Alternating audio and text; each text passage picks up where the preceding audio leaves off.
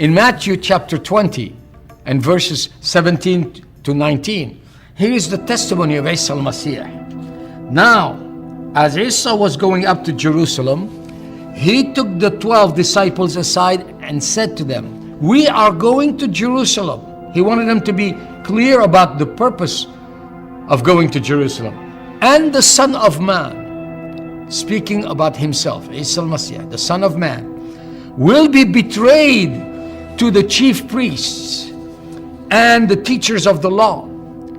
They will condemn him to death and will turn him over to the Gentiles," meaning the non-Jews. For indeed, at that time, all of Palestine was ruled by the Gentiles, the non-Jews, the Romans, to be mocked and flogged and crucified, which was the Roman way of executing those whom they considered to be criminals. That was the death penalty, crucifixion.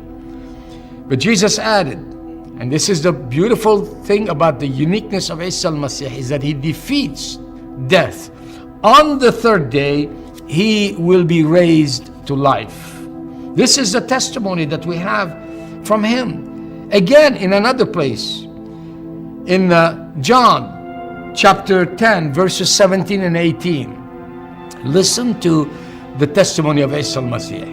He says this, "I lay down my life that I may take it up again. No one, subhanallah, bishkar Allah, no one takes it from me, but I lay it down of my own accord. I have authority to lay it down and authority to take it up again. This charge I have received from my Father." Do you see, my friend, that there is purpose in this?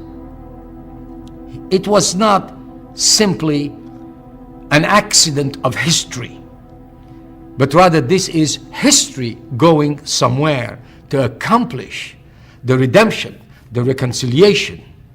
وَأَدَّمْ نَفْسُ ضَحِيَّةً, that is, he gave his very soul as a sacrifice. Please, my friend, keep in mind that the disciples of Isa al-Masih did not want his crucifixion. The last thing that they wanted to do is to invent something and put it in the Gospels, something about the crucifixion of Isa al-Masih, because the record is very clear that time and again they did not like that. In fact, one of them, Butros, Peter, when Jesus said something about this and talked about his example being like that of Yunus, and that the Son of Man would give his life as a ransom, that this is what will happen to him, how he will suffer, but how he will be raised from the dead. Butros did not accept that. He says, "Never! That cannot be." And later on, we are told that they could not get away from the fact of the crucifixion, especially after Christ was raised from the dead, and they understood, their eyes were open to understand what was in the scriptures.